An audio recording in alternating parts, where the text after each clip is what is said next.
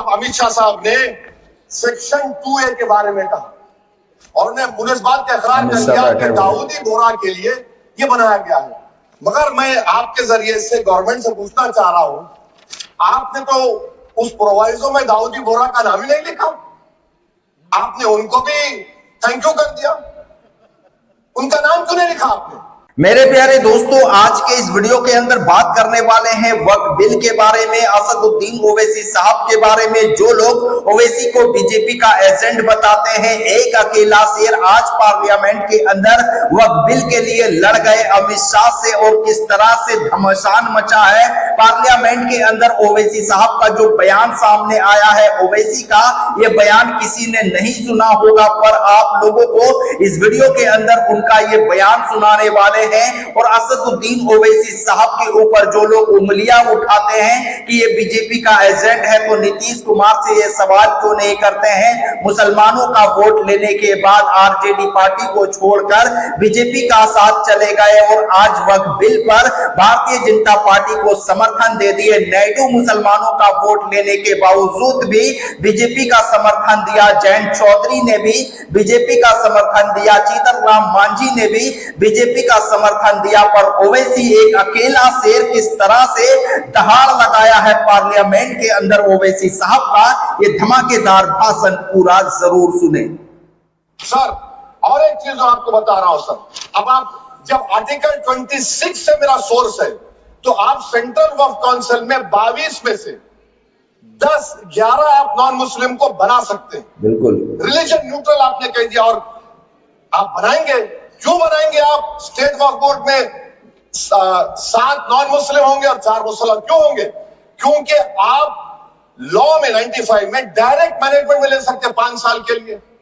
आप वक्फ यूजर को आप कलेक्टर डिस्ट्रिक्ट ऑफिसर बोलेगा ये वक्फ की प्रॉपर्टी नहीं है, तो वो वक्फ बोर्ड खामोश बैठ जाएगा, कुछ एक्शन ही नहीं लेगा, क्योंकि वो आपके प्यादे हैं। अच्छा, जब आप नॉमिनेट करेंगे सर मैं मोदी गवर्नमेंट के खिलाफ नो कॉन्फिडेंस ला सकता हूं। अच्छा, मगर वक्फ बोर्ड का चेयरमैन जो नॉमिनेट होगा उसके खिलाफ नो कॉन्फिडेंस नहीं ला सकते हम। नहीं ला सकते, बिल्कुल नहीं ला सकते।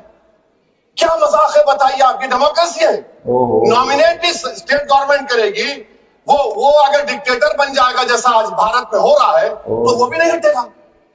कम से कम यहाँ पर तो इलेक्शन है, वहां पर तो आप 5 साल झेलते रहो उसको। अच्छा सर, अब ये जो क्लॉज 11 और क्लॉज 9 आप 16AA से देखिए, where the qualification of the members of the board has been limited only to 3 categories contained in 14(1)(c). Intention is very clear that the majority is to be packed with non-Muslims. So who will defend my interests, sir? If I cannot depend on the state waqf board, central waqf council, which are going to comprise non-Muslims, this in itself is a clear violation of Article 26, 14 and 15, sir. अच्छा sir, CO पहले 95 में था कि word मुस्लिम, आपने गायब कर दिया उसको। अरे आखिर क्यों इतनी नफरत है आपको लफ्ज़ मुसलमान से? अच्छा, फिर क्या कह रहे हैं आप कि ये भी आर्टिकल 26 का वायलेशन है? सब जितने हिंदू धर्म के प्रॉपर्टीज है, सिख धर्म के, बौद्ध के है और आपके जैन के, वहां पर उन्हीं के मजहब का ऑफिसर होगा। और कहां पर नहीं होगा? वक्फ बोर्ड में। Waqf board is a pure religious institution, इसको समझने की जरूरत है। तो आप ये कर दे रहे हैं सर। अच्छा सर, आप देखिए, अब आप आ जाइए ये ट्राइब्यूनल पर। मुझे समझ में नहीं आया सर कि हमारे होम मिनिस्टर वजीर दाखिला ने क्या कह दिया कि 2013 का जो कानून है वो नहीं बनता तो हम नहीं लेके आते। मैं बड़े अदब के साथ उनसे पूछना चाह रहा हूं कि क्या उस वक्त राजनाथ सिंह साहब, आडवाणी साहब, हमारी लेट सुषमा स्वराज, ये बड़े बड़े नेता यहां बैठे थे? आपने यूनानिमस उस कानून को पास करवा दिया। कीर्ति आजाद थे उस वक्त, अब यहां बैठे हैं वो टीएमसी में। तो क्या आप गलत थे या वो गलत थे? हमको बता दीजिए, बता दीजिए। क्योंकि अगर आडवाणी आपके लिए बहुत बड़ा नेता है, मेरे लिए नहीं हो सकते, आपके लिए आपने पद्मश्री दिया उनको, सुषमा स्वराज की जबरदस्त तकारीर का मैं कायल हूं, वो बैठकर उस 2013 को यूनानिमस पास कर दिए। मुझे कंफ्यूजन है कि क्या अमित शाह, नरेंद्र मोदी बड़े हैं या आडवाणी बड़े? आपके लिए आप वेरी गुड क्वेश्चन। अच्छा सर, आपके tribunal sir, railway Clements tribunal, NGT tribunal, income tax, वैसे 14-15 ट्राइब्यूनल, हिंदू एंड मुसलमान का ट्राइब्यूनल, सबका अपील नहीं होती, रिव्यू होता है। गृह मंत्री सरकार कह रही है कि नहीं रोक दिए, रोक लगा। कैसे रोक लगाते हैं? रिव्यू और अपील में तो फर्क होता है ना सर। आप ही कह रहे हैं कि पूरे कोर्ट्स में बैकलॉग है और आप अपील कर रहे हैं। अच्छा सर, रिटायर्ड डिस्ट्रिक्ट जज 95 में सिटिंग डिस्ट्रिक्ट जज था, जो एडमिनिस्ट्रेटिव कंट्रोल था सीजीआई साहब, उसको निकाल दिए।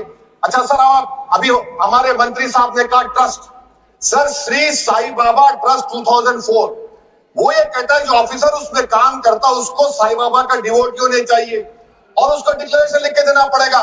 यहां पर हो रहा तो यहां पर क्यों नहीं हो रहा सर? क्या सर आप फिर देख लीजिए, ये आपका हो गया सर। हाँ, और सर, और गवर्नमेंट क्या कर रही है? आप मुस्लिम समाज में जो जो जो बेकार किस्म के लोग हैं उनको एक रास्ता बना रहे हैं, एग्जिट दिखा रहे हैं कि तुम्हें वक्त से बचना है तो तुम्हें ट्रस्ट बना लो। ये क्या कर रहे हैं सर आप? कम से कम उन दाऊदी बोरा को आप दे देते। अच्छा sir, clause 3B section 36 clause 18 देख लीजिए। Oral work, oral appointment has sought to be discontinued even though it is recognized practice in Islam. Muslim personal law is recognized oral work and 1937 Shariat Application Act. Sir आप class 3-9 पर आ जाइए। 5 साल के लिए मुसलमान। मैं किरण रिजिजू से पूछना चाहता हूँ, सर दाढ़ी रखे तो मुसलमान प्रैक्टिसिंग है या क्लीन शेव आपकी तरह है? तो बताइए उनको प्रैक्टिसिंग क्या होगा? अच्छा, किसी को पकड़ के मॉब लिंच कर दिया और बोले कि जीएसआर का नारा लगाया, और वो जीएसआर का नारा लगाया तो क्या मुसलमान रहेगा? नहीं रहेगा। या फिर देश के प्रधानमंत्री ने कहा था कपड़े देखकर पहचानो, तो क्या कपड़े देखकर आप कह देंगे? अच्छा, अगर कोई हिंदू, अगर कोई क्रिश्चियन हिंदू धर्म कबूल करता है तो क्या वो मंदिर को नहीं दे सकता प्रॉपर्टी? फिर भारत के संविधान में आर्टिकल 300 क्यों है सर? क्यों है बताओ? राइट टू इक्वालिटी क्यों है? फ्रीडम ऑफ रिलीजन क्यों है? 5 साल कहां से लाएंगे? अच्छा सर, और एक चीज सर, और एक चीज मैं आपको बोल के खत्म कर दूंगा सर। इस बिल में वक्फ औलाद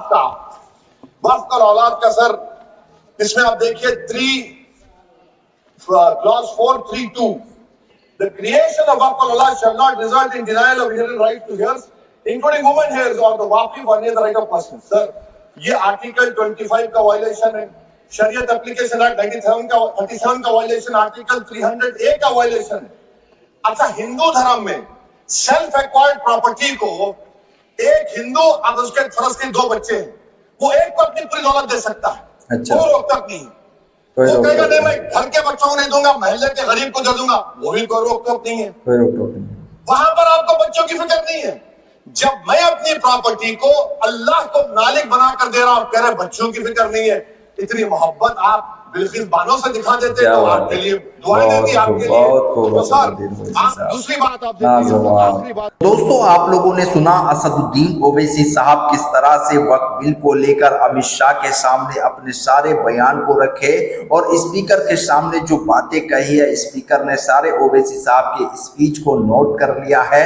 ओवैसी साहब कई मुद्दों को लेकर आवाज उठाए और पार्लियामेंट के अंदर बिल्किस बानो को भी लेकर उनको इंसाफ दिलाने की बात करे और असदुद्दीन ओवैसी साहब इस तरह से अपने बयान में सारी बातों को रखे और वक्फ बिल को लेकर कई ऐसे पेज हैं जो उस पेजों के बारे में जो लिखा हुआ है वक्फ बिल में जो लाए गए हैं उनको भी लेकर ओवैसी साहब ने अपना वो पेज में जो लिखा हुआ था वो भी स्पीकर को बताए पढ़कर और उन्होंने ये जानकारी दिया वक्फ बिल को लेकर कैसे वक्फ बिल के खिलाफ में असदुद्दीन ओवैसी साहब है। तो दोस्तों इस खबर में इतना ही, फिर मिलते हैं एक नए वीडियो के साथ।